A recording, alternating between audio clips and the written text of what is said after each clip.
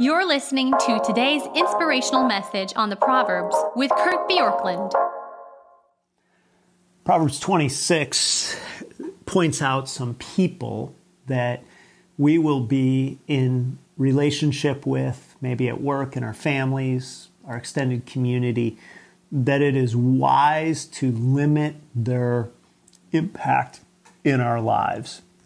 You could say that we're called to avoid these people. And I hesitate to put it that way because in many ways, all of us are these people at times. And Christianity is not ultimately about categorizing people into groups where you say, I have to avoid that group because I'm in the other group. But Proverbs doesn't hesitate to call people out for their behaviors and speak about how they will impact you. And so one of the overarching themes is the idea of wisdom and foolishness and living in wisdom rather than in foolishness. And Proverbs 26 really points out how foolish people have a negative impact in our lives. And our interactions with foolish people specifically will give us an impact in the way that our lives work, because if we don't recognize when somebody is foolish, we'll be sucked into their vortex and we'll find ourselves mired in some ways in their muck. So know that promoting or honoring a fool is foolish. Verse 1, verse 8. If we grant honor to a fool, it will create dissonance, much like snow in the summer or rain in the harvest. And it's like setting a stone to hit us in the face. These images suggest damage, not just incongruity. One of the things that sometimes happens in our minds is we think, well, maybe this person just needs a better opportunity. And so, or we just need to give them something that will help them feel better about themselves. But in doing so, what Proverbs says is that you actually create more of a problem. Verse 3 teaches us that we actually have to deal with foolish behavior in a fairly severe way. It says, as a whip and a bridle connote the guiding influence for a beast, so a rod is a guiding influence for a fool.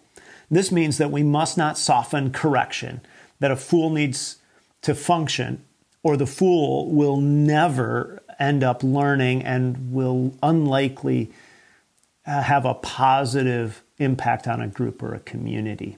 And so that is in verse 3.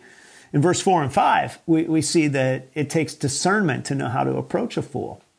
These verses appear to be saying the opposite things to answer not a fool and to answer a fool. This is the section where we read this. It says, answer not a fool according to his folly, lest you be like him. And then verse 5, answer a fool according to his folly, lest he be wise in his own eyes.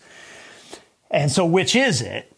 And the answer is both, because together these verses show that the fool's folly for what it is, without ever lowering yourself to the fool's level in a debate. Sometimes it's wise not to respond, lest we get caught up in the argument and dragged down to the fool's level of a type of boorish bickering. And at other times, if you leave a fool unchallenged, he will assume that he has impressed, intimidated, or confounded you, and will even be more obnoxious than usual. And so we have to have discernment to know when to challenge and when to simply walk away.